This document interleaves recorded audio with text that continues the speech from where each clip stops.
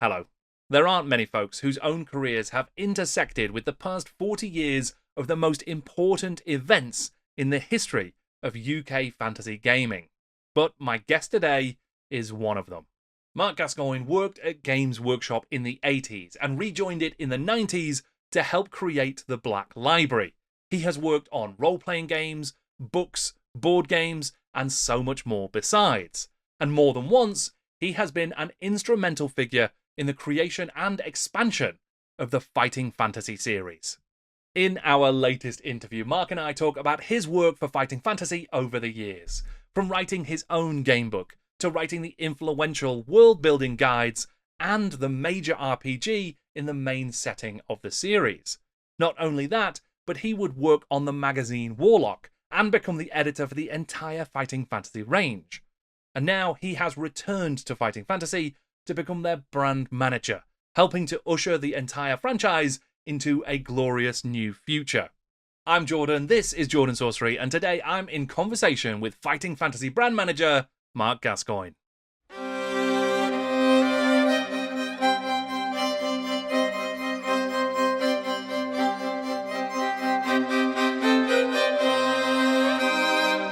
Apparently you've invited me here today to talk about Fighting Fantasy.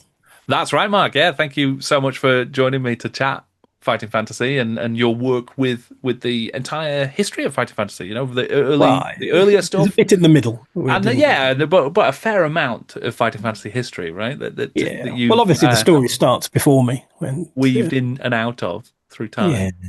But I certainly had a copy of Warlock of Firetop Mountain as a gamer because it was sensational.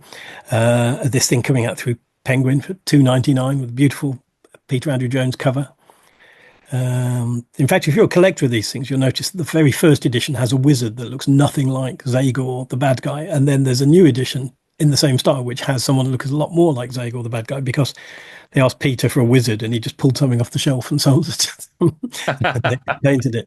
And that cover obviously been done a whole bunch of times, including this month with a new collector's edition hardback with a brand new cover by Carl Kopinski, right, which has its own tortured story, because of course Carl was very ill in the middle of painting it but had to finish it as he came back to health, and has done an amazing job to round that off. But fascinating to see this thing still selling vast amounts, 44 years or whatever it is, after the time. So Firetop Mountain 82. And the story is quite well known and told by Ian in Dice Men and Magic Realms, the two big tomes that he's worked on recently, the latter with Jonathan Green, one of the new wave of gamebook writers. About the time the Penguin just got in touch, said, can you do us a book about D&D? Which became, in the end, Dicing with Dragons, Ian's history and coverage of gaming. Which I'm very pleased with, because he mentions Dragon Lords as one of the fanzines in the Fanzine Awards. It's the only mention of ours other than the Wikipedia page we wrote on that. So there, we do exist. And copies on eBay for 120 quid of our tatty 50p issues every so often. Wait till I die, because I've got 2 complete sets of those. But anyway, and they wanted to demonstrate what a game was. But they thought if they do a solo version, choose your own path thing, they could better show off. And it became, I think, the Fantasy Quest it was called originally. Right. And set in a forest and then a wilderness and a few characters. And the bare bones of that ended up in Ian's gamebook Eye of the Dragon about 7-8 years ago. So if you're looking for the archaeological traces of that previous thing. And in the end, it just became the gamebook part of it and was published. A lot of them there weren't sure about it, but the Puffin editor who brought it in was very, very sure of it. And when it came out, they reprinted and reprinted and reprinted. And I think it's an idea whose time had come. There'd been solo stuff before, Tunnels and Trolls, which is the fast, organised, very snappy response to the early D&D books from Flying Buffalo. Had a whole bunch of solo adventures. They're often written in a way that they were trying to allow you to go back to places. So you effectively were playing a D&D adventure on your own. And there were similar self-published versions. A guy called Brian Asbury, who was involved with Troll Crusher fanzine, had done one called The Solo Dungeon, which I remember buying from Workshop. Troll Crusher also the home originally of a teenage Brian Ansell, Sure. later to found Citadel Miniatures and Asgard Miniatures, many other things. So these things were all interconnected. And I'm sure Steve and Ian had seen these. Gamebooks themselves go back way back. And there is a couple of websites that cover these. I think the first one is a crime novel with branching narratives from 1925, possibly influenced by the Ellery Queen Can You Solve the Murder books, which gave you various options to go, but this was a full branching narrative. And in the 60s, I was showing some off in the Fighting Fantasy Facebook group recently. A couple of Sleep in the City Trembles is one.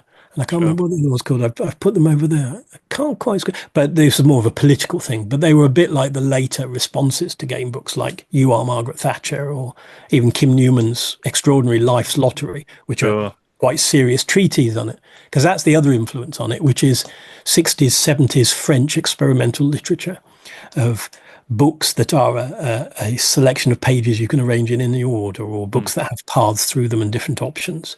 The Oulipo is the literary movement there, and the Penguin Book of Oulipo has a bunch of those experiments in it. Also, Unbound recently reissued Cain's Jawbone, which is a crime puzzle printed on 100 pages with 100 illustrations, divided into postcards that can be arranged in any order. Right.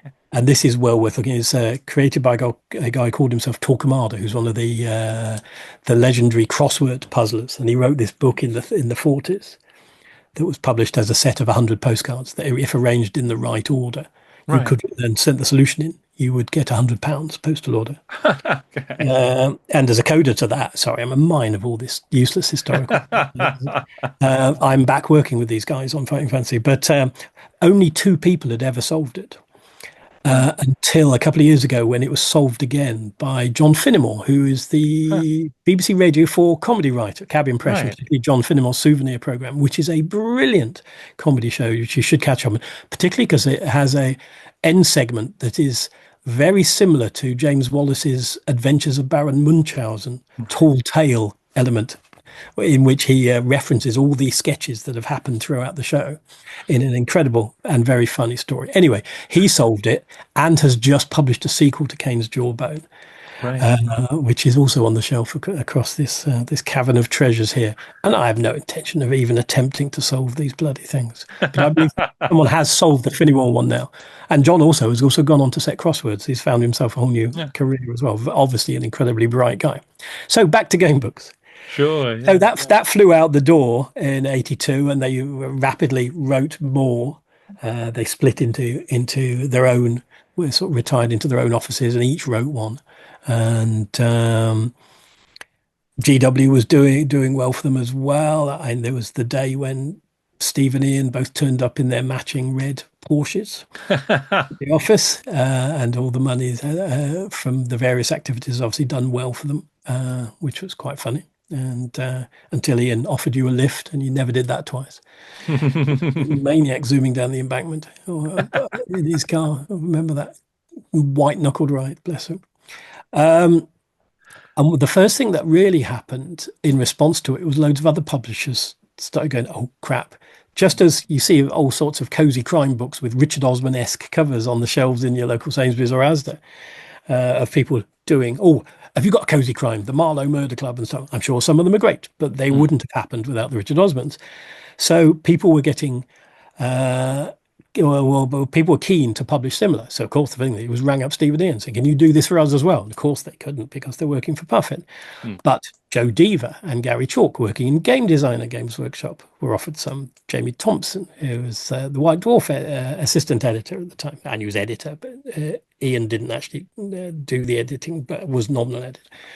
And John Sutherland in accounts, and Dave Morris, who wasn't working at Workshop but was one of the lead contributors. Oliver Johnson, his mate, who'd done a lot of great RuneQuest stuff. People still remember his RuneQuest fiction. And they all got these deals. Lone Wolf definitely standing out as a major achievement and still run now by Mm. Joe's son. Now Joe's died. But guys getting whole new careers and a decent amount of money to the extent they left work. And it was because Joe and Gary had left that I got offered a job at Games Workshop. I'd gone in to interview for a warehouse position, which had been vacated because my schoolmate Ian Marsh had gone from warehouse to White Dwarf assistant. Right. It's all just who you know, you know. And that very week, Joe and Gary had decided to go freelance and do the Lone Wolf books and so on. Mm. And so I got offered the job of game editor. And as such, I was working with Steve and Ian. They said, right, yeah, we've got this Judge Dredd game, and was also assisting on things, a lot of support for Albie Fury on Talisman, and the Blood Bowl started to come through, and White Dwarf, and then Warlock came in and so on. But also, Warlock magazine Mm. was working with, and it's like, oh, Mark, I've got a couple of projects I need some help with, says Ian one evening after everyone's gone home and I'm working late because that's what I had to do on Dread because it was on a crunch and there was only me working on it, nobody else at all. And so I'd write it and then after work I'd typeset it Mm. because there was no one else to work on this thing. So the next chapter, I'd run out galleys of it and so on and so forth to get them proofread and things. And it was all me. But that was okay because when it was finally done, I took 3 weeks off fully paid. But probably had a mental breakdown as well. But it was all done. But Ian came in and said, "Oh, I've got a couple of things. One is, would you be interested in like creating some fighting fantasy monsters?" And this was sort of late '84, I think. It wasn't particularly long into my career that I joined in April '84. And I says, yeah, well, I guess so. Yeah, I like monster books, and I had copies of all the world's monsters and the RuneQuest Bestiary and things like that. And yeah, always reading books of mythological monsters to put into D&D or RuneQuest games and so on. And he says, well, could you create 3 or 4 this weekend, and we'll print them in the Out of the Pit feature, and then I need some assistance on a big book of monsters for Fighting Fantasy. So yeah, okay. And thinking, oh, so this is how you get book deals. Ian just says, I can't do this. Do you want it? Which pretty much was the pattern of it. And so I did it. They went straight in. They weren't particularly inspired at all. I think one was a 4-armed monkey, one was some kind of lizard beast, and nothing innovative. They said, oh yeah, so great.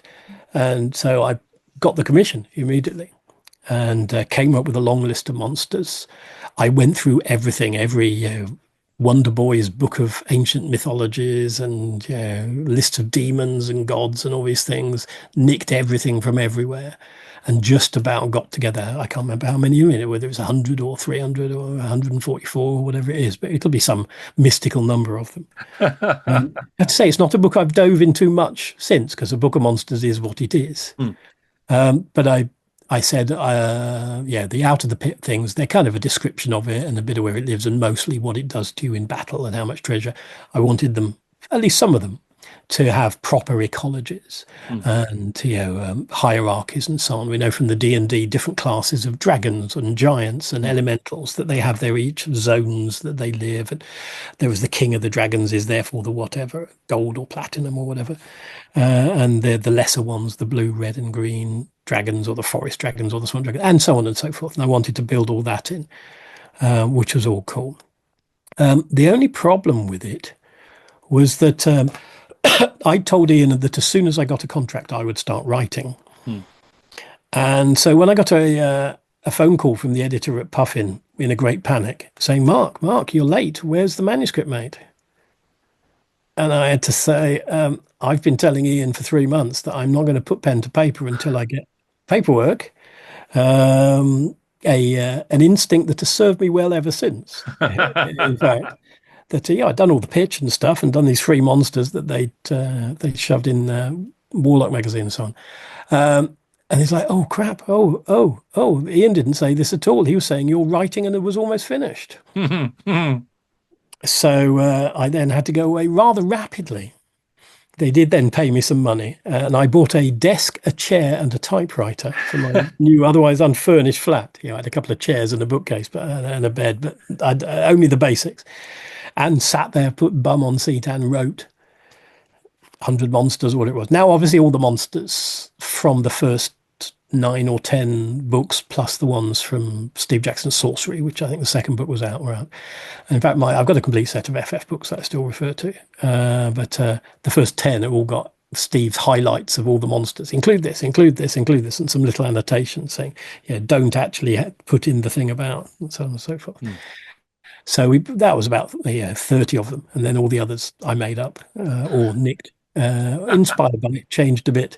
And it came out. And I think mostly because I put the effort into trying to make them creatures with proper ecosystems and so on, that it held together enough as rigor. And because FF was a sensation, it actually, first week, it was at number 4 in the children's bestseller charts. Right.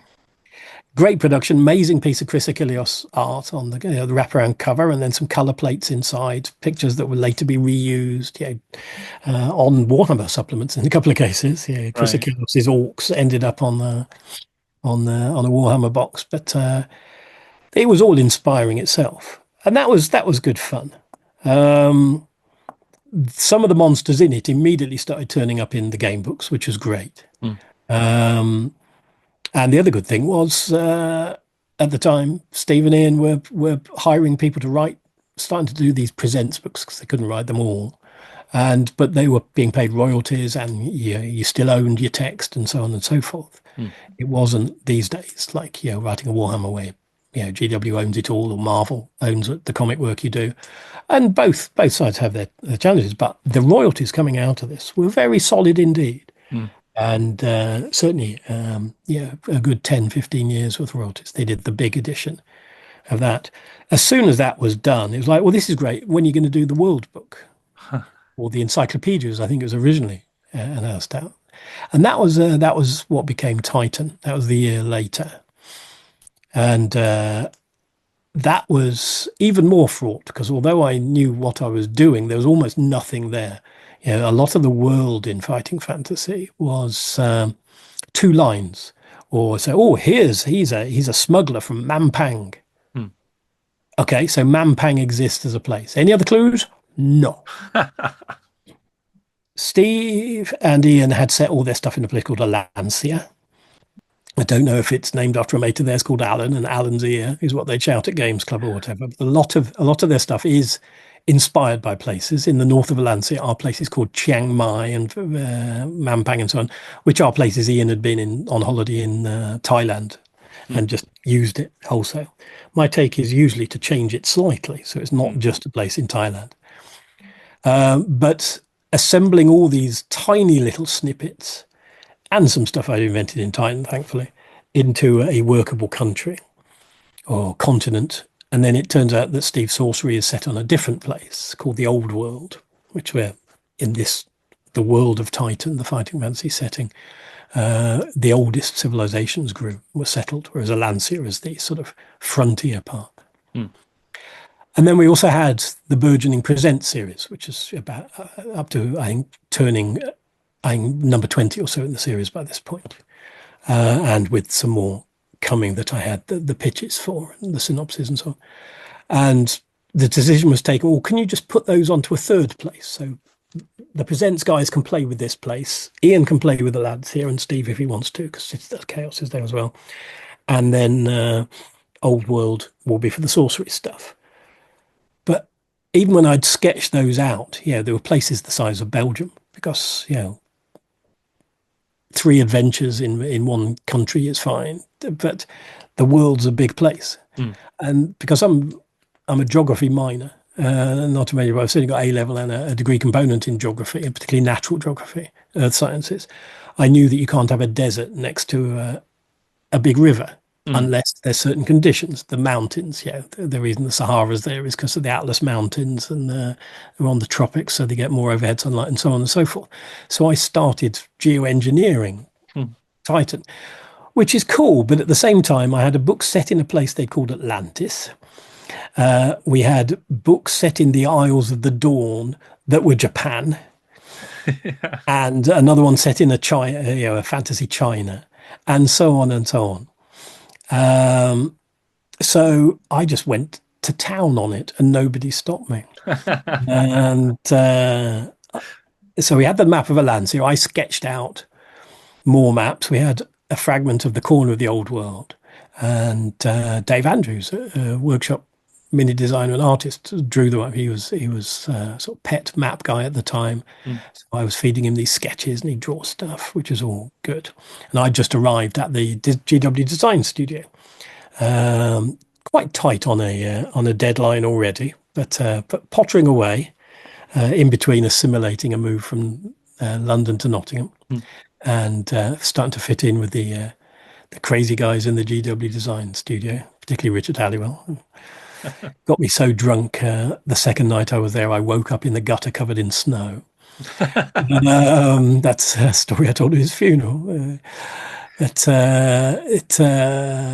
It was all good fun, but a lot of it was written in a great hurry. Let's put it like this, because again, I was tight against deadline. In the end, I took a week off work and wrote for 18 hours a day. I'd broken it down into all the different things I needed to do. I knew I wanted it to tell to be an adventurer's manual, and indeed it opens, hello adventurer, or greetings brave adventurer, and all this stuff. And we're going to tell you all about the secret from where everything is, how it was created, the gods, the demons, the great wars of history.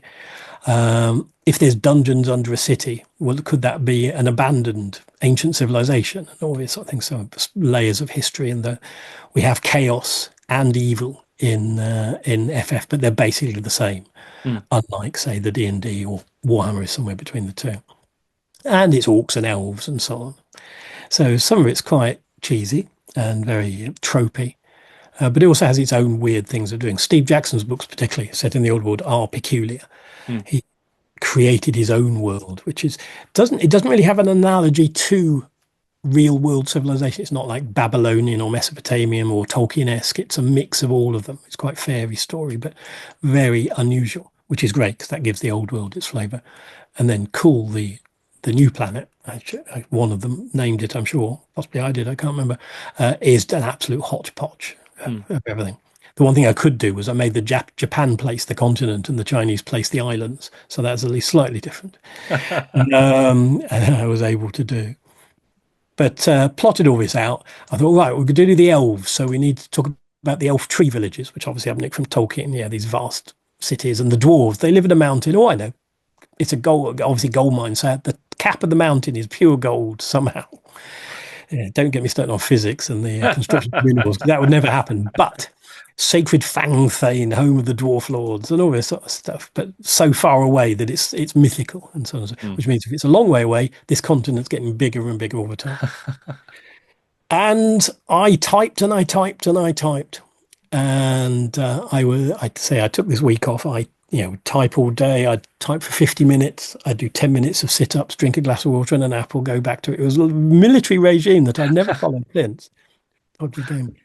And then about 10 o'clock, midnight, I'd go to bed and I'd sit in bed and draw floor plans or maps. So cut away through Yaztromo's tower and the elf tree village, and how the mermen of Atlantis had their battle formations with their super warrior dolphins and the tuna and things like that. And they all went in because they give us more because we need to get going on this. And some were very tight against the deadline. The Yaztromo's tower art, which is one of my favourite bits. Russ did an amazing job on it, but it's supposed to have a legend on all the different bits, pointing out there's the observatory, there's where the owls live, that's the kitchen and the latrines, and all the plumbing works. And so they did, not everything made it in. And I was crossing bits out and saying, well, all right, it's still 184 pages, but I can extend this bit or put a bigger diagram in. And some bits, some of the pictures are actually squashed in a bit in the layout, even though it's another A4 book. But all of that was going. And then when the cover turned up, if folks aren't familiar with it, I'm sure you can post it in the show notes or a link to it. But Dragon Spell, as Chris Achilleos calls it now, is one of the best pieces of fantasy art ever done, of a dragon attacking warriors and a wizard trying to defend a castle. Chris, fascinating character, passed away a couple of years ago. He'd created an entire story because the dragon is also a wizard in Chris's thing, who's turned himself into a dragon to take this castle. Right. And it's a war between two wizards. which I think is actually, and that's why it's called Dragon Spell, because the spell has turned him into a dragon. But as a full wraparound, I've got one in a print of it in the hall, signed by Chris, which I adore, because it is a stunning piece of work that still stands up. And that is like, keep going, and got it done. Finally collapsed. Actually got ill and had to have 3 more days off work, which folks weren't that pleased about. But it was all done. And Mark, you finished your book? Yeah, finally. And out it came. And number 7 in the charts. Not quite as good. So FF just a turn down, but much the better book. And swapped a copy with Joe Deaver for his Magnum and Companion, which had come out much the same time. His was full colour. And I was quite disappointed that ours was very much black and white with colour plates, but a lot more words and a lot more in depth, and described an entire functioning planet. And actually, it turns out it did quite a good job, because I know people still talking about, and Stu Horvath, who's doing his roundups of all the classic games, he wants to own every game and supplements for every RPG for published, and he reviews them on his vintage RPG site. Reviewed it recently and said it still holds up, and I'm like, oh my God. Yeah, I was 23, 24 when I wrote that, somehow fueled by just everything I've read and maybe a bit of planning. Lay out what I want a good world book to have. Looking at it recently, because I had to answer some questions on it, I realized if I did it again, there's 3 or 4 bits that need to go in. But for the thing at the time, it was way beyond what was needed, which is a problem I've had sometimes. But actually, it works. And I think from that, you actually do see a change in FF. They're not just one-off adventures. They start to feel like they're set in a world, and stories are properly arriving. Steve was just finishing off his first novel, The Trolltooth Wars, featuring Cheddar Darkmane, as one of the heroes. Classic, brooding, dark-haired hero who's a bit surly, but will defeat the monsters and save the valley, and so on and so forth. Was just coming together, so that was in. I did put in an area that I wanted for my own around the besieged city of Vimorna. For a long time, I'd been fascinated by the idea of a RuneQuest game set in a fantasy South America with lizard priests and Aztec lizard priests and blood sacrifices and pterodactyls and so on. And I'd run a few games of that some years before. So this was going to be my area. And in the end, that was the next thing I did for them. Gamebook Battleblade Warrior. I can't remember. I didn't call it that. But mine was called something like The Sword of the Lizard King or something. They'd done Island of the Lizard King, or the Hero of Vimorna. Ian said, "Yeah, that's crap. Call it Battleblade Warrior, because it's all about the quest for the magic sword." And it's like, okay. And that was fun. I was I just finished at workshop then, so it was actually really useful. I hadn't played any of the more recent game books, but I'd heard that people had got quite clever with them. There was a lot more hidden stuff, a lot more layering. So, you found the sacred blue gem. This will open certain secret areas in your adventure. Anytime you meet a person wearing a red hat, take 10 off the number and you'll find a secret level, kind of stuff. The equivalent of a hidden door level in Doom or whatever. And some of the guys were getting really clever at doing those sort of things. If you've got this, you play this game. If you've got that, you play that game. And whole hidden areas that you wouldn't know about unless you played it again or read it all, every single paragraph, and took them apart. And so I built a bit of that in. Doing Battleblade Warrior, it was frankly, it's an average book. And in fact, on the FF forum recently on Facebook, which is where everyone hangs out, because they're all old people, and only old people use Facebook these days. Someone said, "Oh, I know what the best one is, and I know what the worst is. What's the most average FF book?" And Battleblade Warrior was his choice, which is fair enough. I'd not written one before, and I wrote what I think is a good story with some great set pieces, but as an adventure. I didn't then go back and balance it and so on. It's like, get it done, get it out of here, take my money, because I was freelance at this point. and or unemployed as we call it. Though I actually did go on the government enterprise allowance and said, look, I've got this book contract. Give me my 120 quid a month or whatever it was to do this. I'm setting myself up as a limited company to do all this, and did it. But it's all the gearing and the draw it all out as a flowchart, make you don't forget everything. And there are a couple of slightly wonky loops in it still. But the best bit in it is a bit where you're lost in the marshlands. You come across an orc funeral, Right. and all the orcs and goblins and the halfling type thing, not halflings, hobgoblins and stuff all gather around weeping, and the great chieftain has died. And you're disguised as an orc as one of the options to get through them, because it's easier than going round, because you're escaping a siege and a battle. And on the edge of the battle, the great chieftain has fallen on day 2006 of the siege, and they're burying him. And the way the funeral plays out is everyone lines up and eats the body. And I did get a stern note back saying, I don't think we can have the cannibalism scene in the book. But I was quite late delivering it. It was like, well, I can't take it out without knackering 5% of the book. So how about if you just pretend to leave your teeth marks on it? Or we kind of fudge it, and it says something like, "Oh, you grit your teeth, and if you really take a bite, do this, and you're sick and you get captured, and it's bad for you. But if you just pretend and go, oh, great Lord, then you're fine, and then you wander off again." But as far as I'm aware, it's the only FF book that features a cannibalism scene, which is you have to take part in. So I'm obviously proud of that. Even the House of Hell doesn't quite go that far.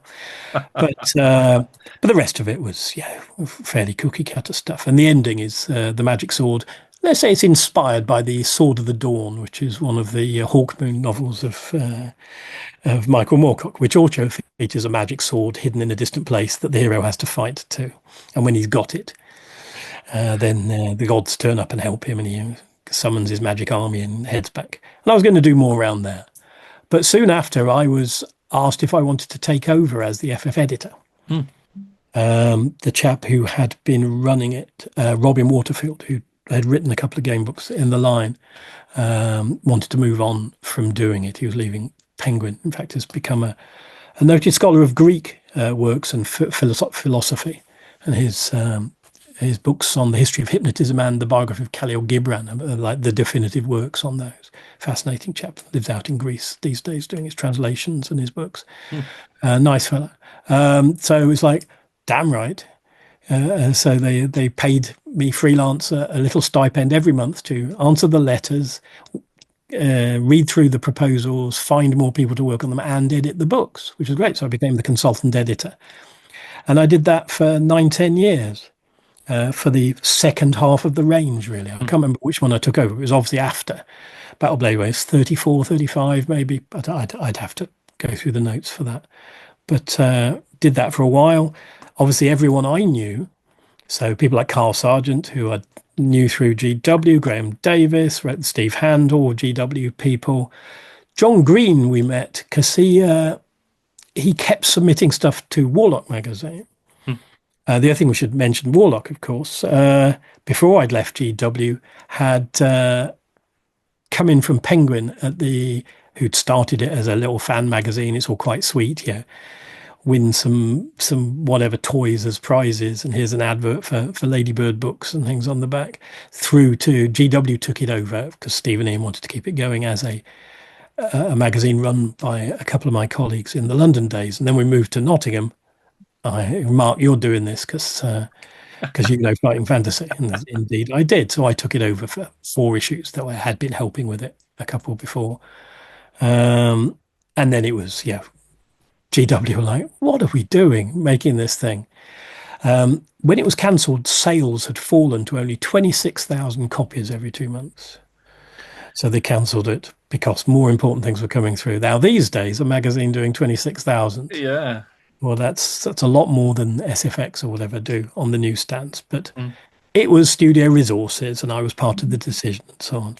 And frankly, let's keep it going, but as a more introductory White Dwarf. John Blanche can talk about buying and painting your first miniatures. Mike Brunton can talk about the world of role-playing games. We'll have a free game in every issue, particularly issue 13, where you have a demon summoning game. Sure.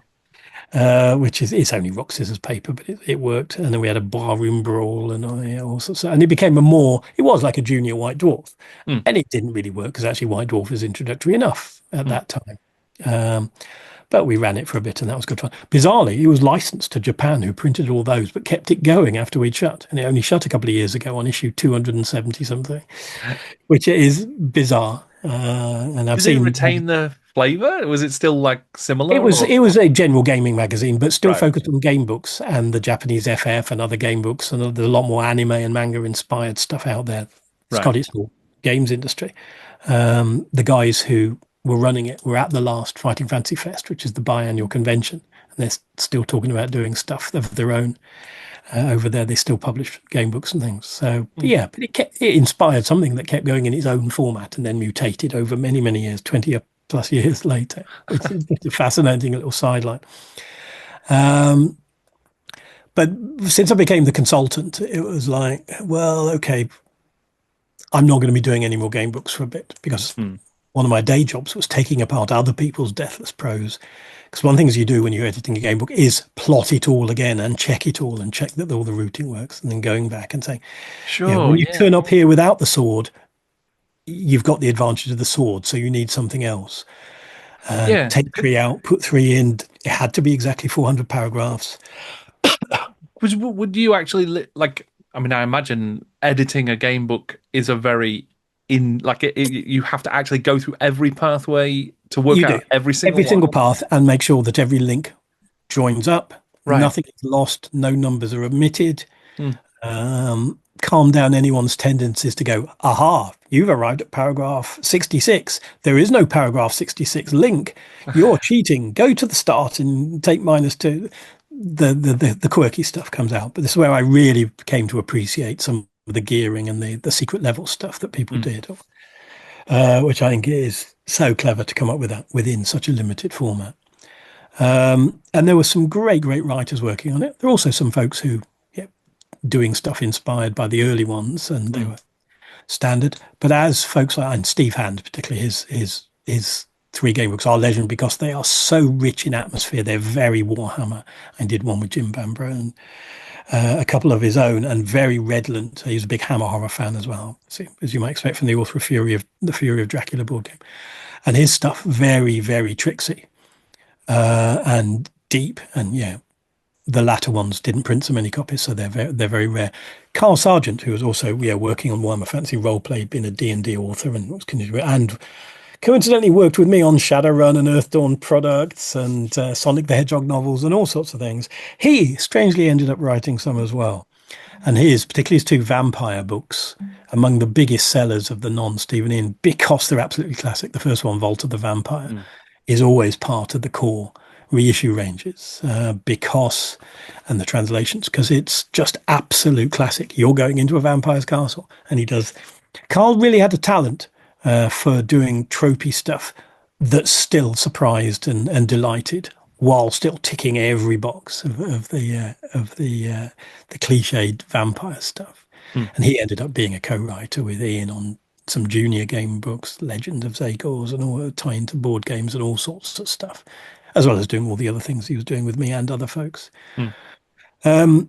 I did end up being asked to do a Fighting Fantasy novel. They were seen as spin-offs. So Demon Stealer, I did.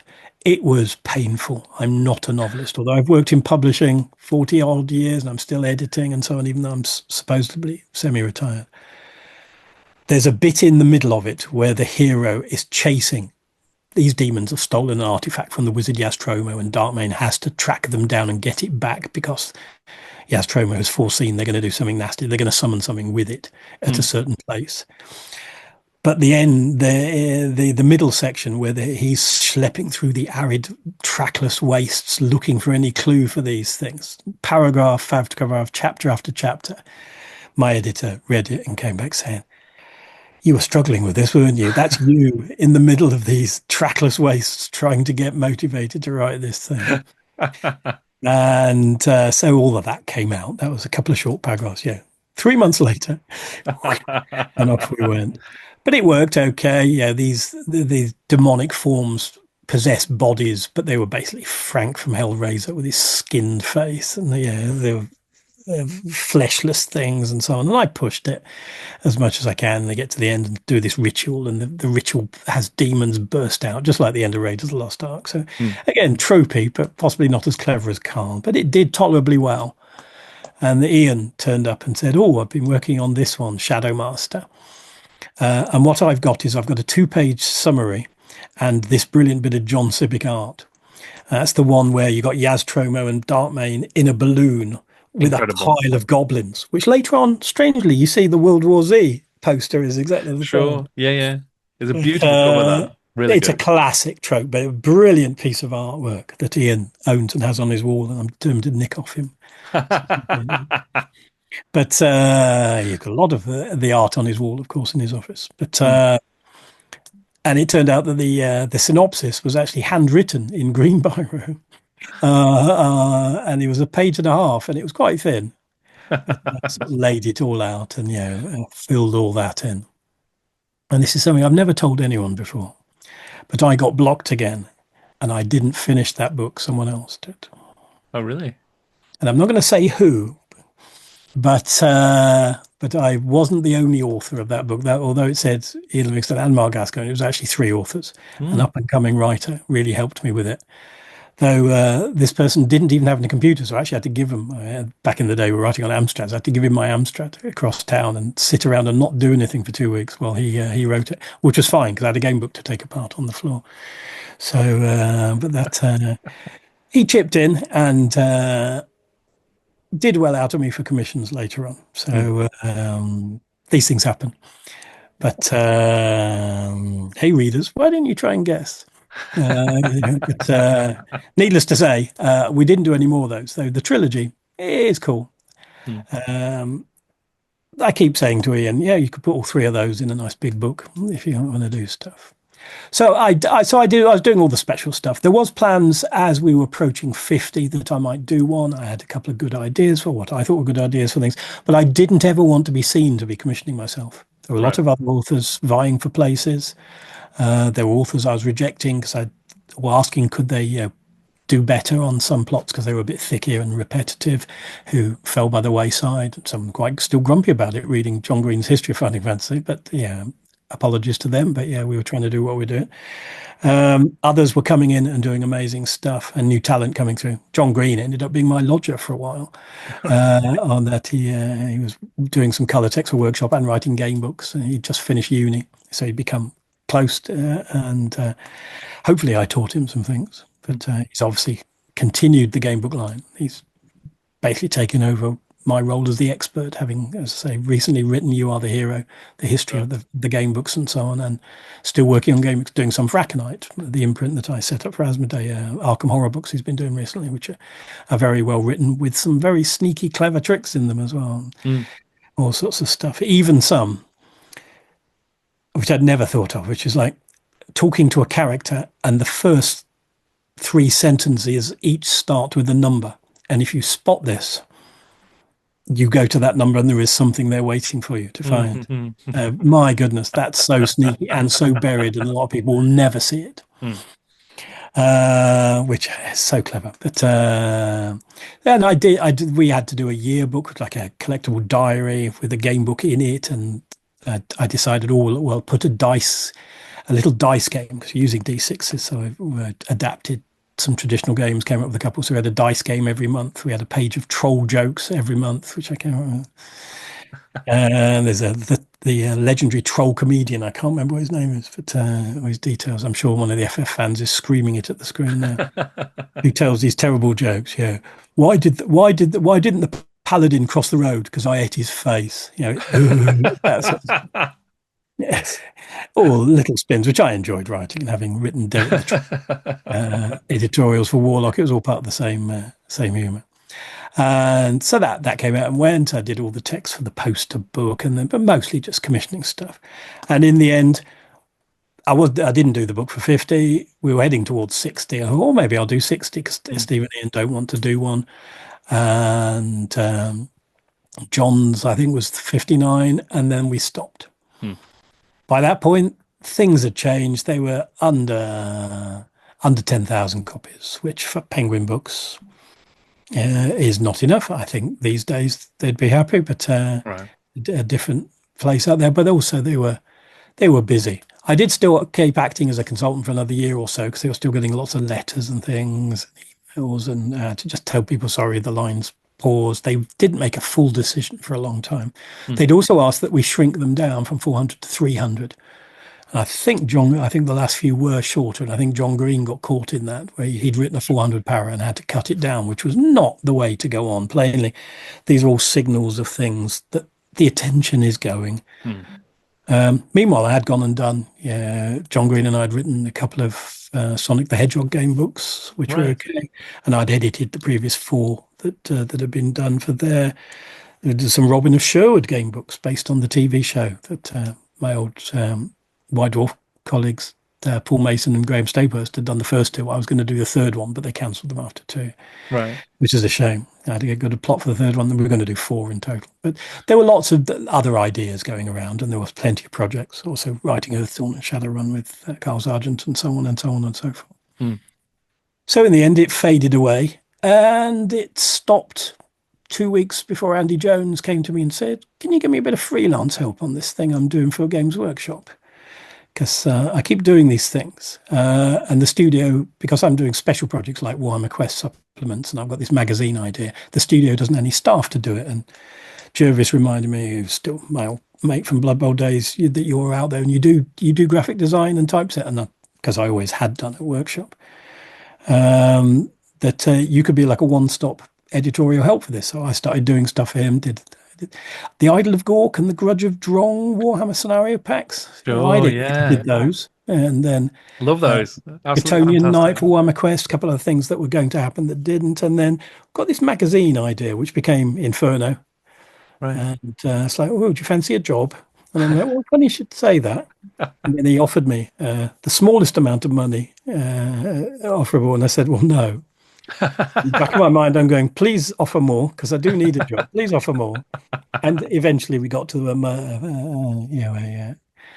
level that was perfectly satisfactory. And I went in, and Black Library started. Well, it had already started because Rick and him had been plotting, but officially incorporated the day I started, April 4th, 1997. So how close was the actual... Was it really just a matter of weeks and months between the end of Fighting Fantasy? Was, yeah. Wow. Yeah, I moved, and it was 10 years there. Then I did 11 years at BL. Right. And then 10 years Angry Robot, and then 5 years Aconite, and now I've kind of popped off the other side. Right. And woo. Yeah, I semi-retired 3 years ago. I'd been quite ill 3 years ago. I'm very much on the mend. And it's, I'm 63. So it's like, well, I'll just potter and do some of my stuff. I don't need the money. I did well out of the last couple of things I did, and some business investments and stuff. So it's like, oh, I'll sit around. But talking to Steve and Ian, they're like, we could do with some help, actually. Are you doing much? Do you fancy getting involved? Steve, as is well known, has Parkinson's disease and is retiring. He's not particularly well and has stepped back from stuff. Ian, ridiculously, still absolutely vital, still doing all sorts of Sir Ian these days, particularly for services to IT and the video game industry. It was the Conservative government's IT are advising on whether education should be making more coders and computer game designers and so on. And a lot of the initiatives came out of that were hit directly down to him. Runs his own academy in Bournemouth, putting his money where his mouth is, doing exactly this, and also on the board of all sorts of companies advising this and that, and jetting off every few weeks, either on game convention stuff or FF stuff. And it's absolute whirlwind. And still a passionate gamer and author, does a book every couple of years in FF. Now it's back through Scholastic, the big children's teenage publisher. And they just needed a bit of help. And so it's like, well, this sounds great. So I work for them 1 day a week, doing stuff. I call myself the Fighting Fantasy brand manager, but really I'm just the helper doing stuff. And a lot of that is overseeing the foreign editions. We've had new Finnish editions just out. The Portuguese and Spanish new series are just coming out. There's a couple of other revivals going to happen. There's other stuff which is continuing. Advanced Fighting Fantasy continues here and in France with similar but different products. The Japanese editions.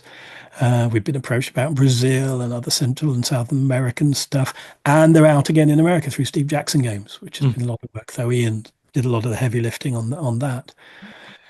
And we have the FF Fair stand, limited editions, and I'm sorting some merchandise out. So a lot of the pin badges and dice mats and things are all out again through All Rolled Up, who do great work. Talked to someone about t-shirts, and then of course we got Dragon Meet and Games Expo, so I've become back on the stand there, which has been wonderful. Having done the Fighting Fantasy Fest, I didn't do all of them, but every time I've done one, it's like, oh, and now it's Marc Gascoigne and Paul Mason signing. And an hour later, people are still there with trolleys full of, oh, I heard you were coming. Could you sign this and this and this and this? And they've got a poster book, and they've got some promotional bookmarks I wrote for Puffin back in '88, and they're super rare off eBay, and they've got all 4. And you really want me to ruin these with the signature and stuff? And of course, so incredibly gratifying and humbling. Often folks of a certain age, 5-10 years younger than me, who all grew up on it, and it was the first thing they did. But also folks who turn up with a cheeky, Earthdawn novel or a Shadowrun supplement or the Dread RPG or whatever, which is all great too. Blood Bowl rulebook, Dark Future, whatever, all the different things. And others who just like, oh, I know you've done stuff. I haven't caught up with your stuff yet, but I will do, and so on, which is all fine. Of course, I didn't mention Advanced Fighting Fantasy in any of that somehow. Sure, yeah. Taking the RPG. Because this was you and Pete Tamlin, right? Pete Tamlin, who was a gamer mate, and kind of the generation above. They were running a fantasy campaign of long-standing, writing for Dwarf, and part of the London diplomacy and fantasy gaming mob. And they do a regular monthly fanzine with diplomacy and on-guard games and so on. And we became good mates of them and the family. And he and I were working on Dark Future when it was an idea for a role-play game. Right. Which was in London days, pre-workshop, pre-Citadel workshop. And it was pitched as stuff, and Jervis was all over it. And he and I had read Neuromancer and spin-off books like it. Brian Ansel had read a couple of things and was really behind it and so on. And then they moved out of RPGs and all the background, which was my bit.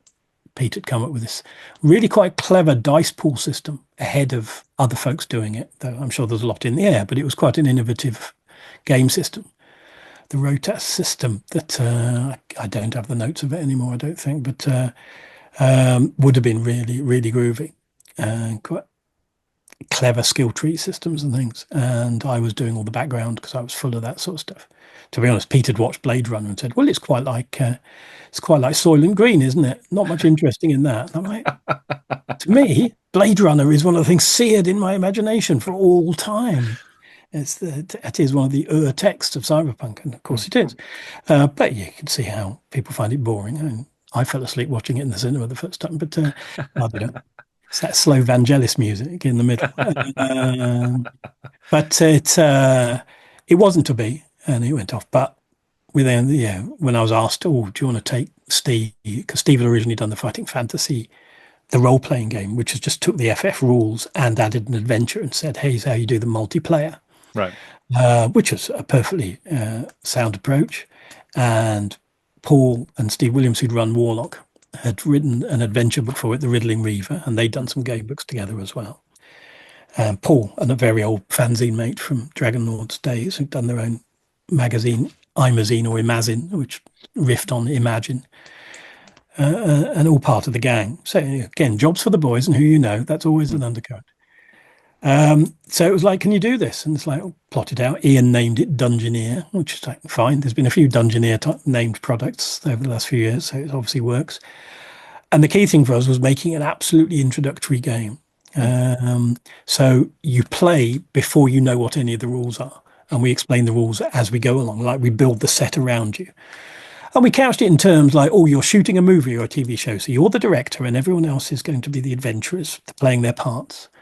and we called them scenes, and you shout cut at the end, and it was too much, I think, as it turns out on hindsight. But it is a good approach to slowly build these things. And like, right now, for your next adventure, you're going to get skills, and you're going to do this. So the first one, dungeon adventures, second one, cities, and the third one, wilderness, including mass battle rules, which I can't imagine anyone ever played. But the weird thing about it was, although we both worked on the books, I did the rules and he did the background and the adventures. Right. It's because I'm not a very good adventure creator. Until I had kids, I didn't really become a storyteller, and then realized I could do it. But having done Dread and stuff, I thought I could do the adventures, because all I was doing, a lot of the AFF system is, you get +2 because you've got specialist weapon skill, but then you got -2 because they're charging at you, and you end up at the same numbers, and it's just slight balancing of the leaves. It's quite subtle, but it's not a major thing. And when the guys who do Troika, the recent kind of quirky, almost baroque RPG, which uses AFF as its inspiration, they added a couple of very sensible twists on it, particularly having resistance from the other side against the rolls. So they balanced that way, which is the way we would have gone had we done a second edition at any time. And we did 3 of those. There was going to be a 4th one, which was going to go out onto the waters with naval battles and desert islands and swimming rules and all sorts of stuff. But we didn't. But they've done well over the years. Again, as a great RPG. Did mean I got introduced to one of the FFS saying he wrote 2 of the 3 best-selling British RPGs of all time in Judge Dredd and Advanced Fighting Fantasy. All right. And I had to shout yes, and I'm very pleased to say I never contributed a single thing to Warhammer Fantasy Roleplay. So I couldn't, because I produced the more recent Black Industries edition. So But and these days other games have sold more. But all part of the fun along the way. And Pete's no longer Pete. They've they've transitioned and having a very different life elsewhere.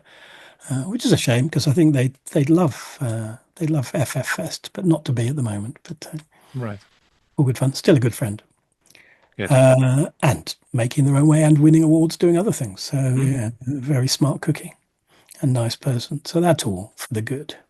So anyway, more recently, Advanced Fighting Fantasy has come out again through another team at Arian Games under the redoubtable Graham Botley.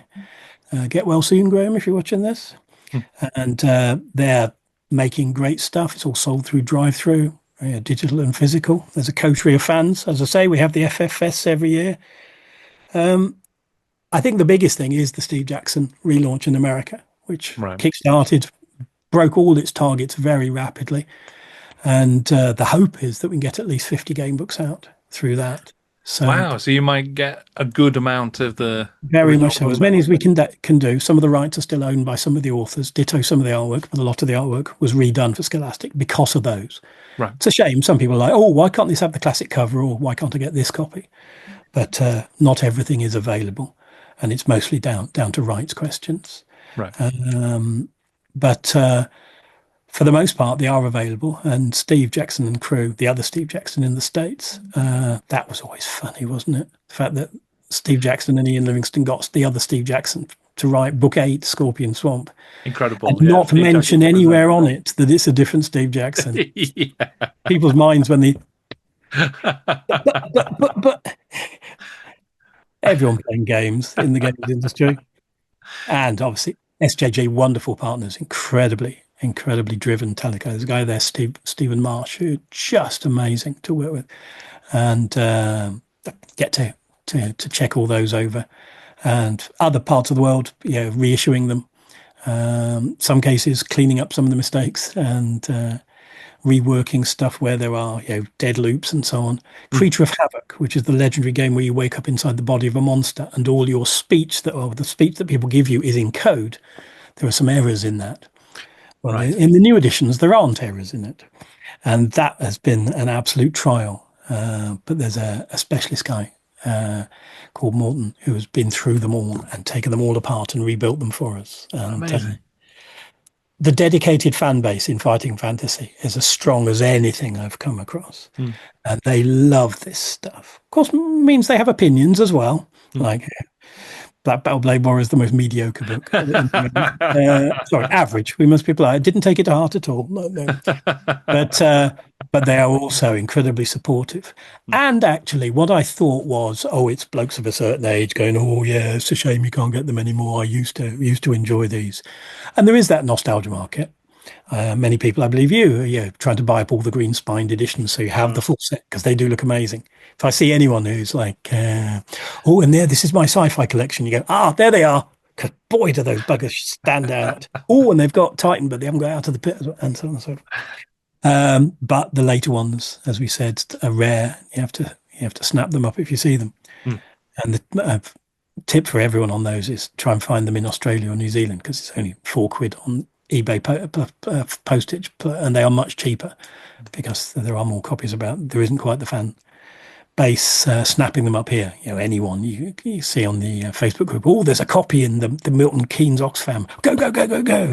Yeah. They all charge in, or there's one on eBay for £70. Go on then. But if there's a gap, and most of them have got numbers, but no, not all of them. So they took the numbers off for a while, and then they put them back on. And of course, the very early ones, if you're like me, you got the very early ones, they had different coloured spines until the green kicked in. And the variant dragon logos. The Fighting Fantasy collector site and the Titanica wiki are both essential if you're collecting these. But what I was going to say was there is a new wave now, and I've noticed it the last couple of years working UK Games Expo particularly, that there are now mums and dads turning up with their kids, and the kids and the teenagers and the young people are themselves fans of them now. And yes, it's often dad or mum going, try this. You like fantasy, or you don't like fantasy, you don't like reading. And it does help the reluctant readers, why they did so well in the first place. A real sensation for literacy. They won various citations for literacy back in the 80s. But it's the case that there is a whole wave of people snapping them up. I think it helped that Scholastic invited people like Rhianna Pratchett, wonderful daughter of Terry, and Charlie Higson, obviously made his name in comedy, but also writing the young James Bond books and his own thrillers and things, to come in and write stuff. John Green is still there writing stuff. Steve and Ian have had books out through them. And Ian promises, he says he's got a new book idea. He's just back. He's recently been on an electric bike across Cambodia. Right.